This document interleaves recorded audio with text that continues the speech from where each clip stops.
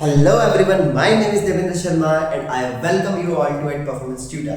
चलिए, so how did nationalism allied with imperialism become the cause of First World War? Explain. एक और जो है मस्त क्वेश्चन आपके सामने CBSE PY का क्वेश्चन जो है आपके सामने मैं लेकर आ रहा हूँ, ठीक है, विद एक्सप्लेनेशन. चलिए, क्या बोला गया है कि कैसे जो आइडियोलॉजी ऑफ नेशनलिज्म है कैसे वो इंपीरियलिज्म की टुवर्ड्स अलाइन होती है, उसके बारे में बात की गई है, ठीक. और become the cause of the first world war, और कैसे ये फर्स्ट वर्ल्ड वॉर का कॉज बना. चलिए, तो the last quarter of the 19th century, यदि हम 19th सेंचुरी की बात करें, लास्ट क्वार्टर की बात करें आफ्टर द 1875, ठीक है, जितने भी नेशनलिस्ट ग्रुप्स थे, ठीक है, they were increasingly intolerant of each other and were ever ready to go war.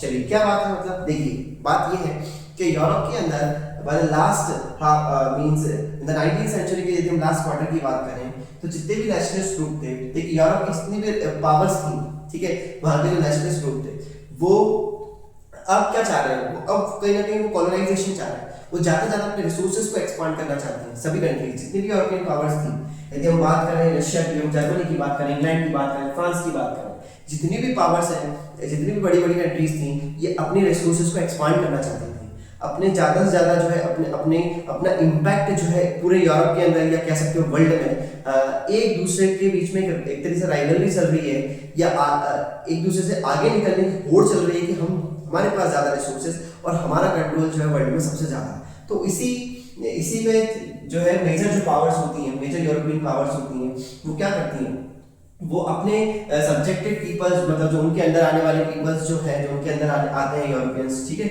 उनकी जो इंपीरियलिस्टिक एम्स थे, मतलब कहने का मतलब वो क्या चाहते थे, जितनी भी यूरोपियन पावर्स ये थी कि वो अपने इंपीरियलिस्टिक एम के साथ जाते, ज़्यादा से बड़ा एम्पायर क्रिएट करना चाहते, ज़्यादा रिसोर्सेज अपने कंट्रोल में करना चाहती थी, ठीक है.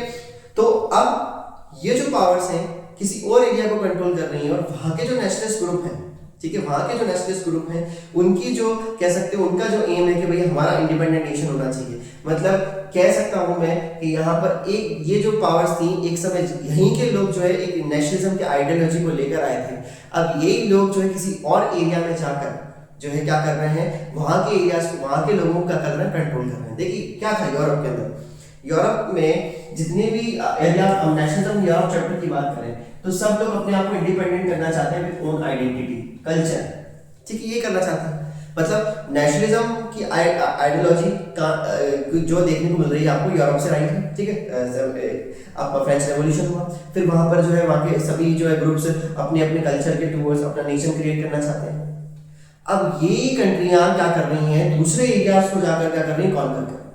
मतलब एक समय जब आपने ये माना कि एक आइडेंटिटी के लोगों को साथ में रहना चाहिए, अब आप क्या कर रहे हो, आप ही जाकर दूसरे आइडेंटिटी के लोगों को क्या कर रहे हो, अपने कंट्री में कर रहे हो, ठीक है. तो ये जो चीजें आपको देखने को मिलती हैं, ये कॉलोनीज को एक्सपांड करना चाहते हैं, अपने अपने जो है नेवल और मिलिट्री फाइट ये जो आपके बीच में यहाँ पर देखने को मिलती है, ठीक है, दूसरे एरियाज को जाकर कंट्रोल करेंगे, ठीक है.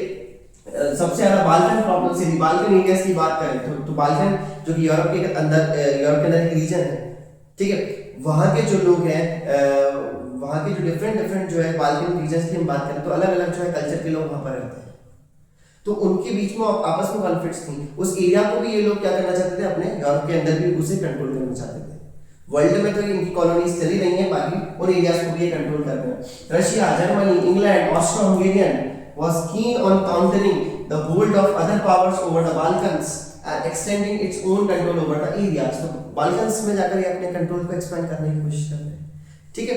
तो ये जितनी भी पावर्स आपको देखने को मिल रही है, रशिया हो गया, जर्मनी हो गया, इंग्लैंड हो गया, ऑस्ट्रो-हंगेरियन हो गया, ये सभी कंट्रीज क्या कर रही है, बाल्कन एरियाज में जाकर बाल्कन कंट्रीज को अपने कंट्रोल में करने की कोशिश कर रही है. यहीं से जो है शुरुआत होती है फर्स्ट वर्ल्ड वॉर की, ठीक है. यही कह सकते हो, ये जो कह सकते हो राइवलरी चल रही है, या कह सकते हैं ये होड़ जो चल रही है यहाँ पर, हम ये जो पावर्स थी ये अपने आप को सुपीरियर बताना चाह रही है, एक दूसरे से आगे निकलना चाह रही है रिसोर्सेज के मामले में. यहीं से जो है आपको इनके बीच में क्या देखने को मिलता है, कॉन्फ्लिक्ट्स देखने को मिलते हैं, ठीक है.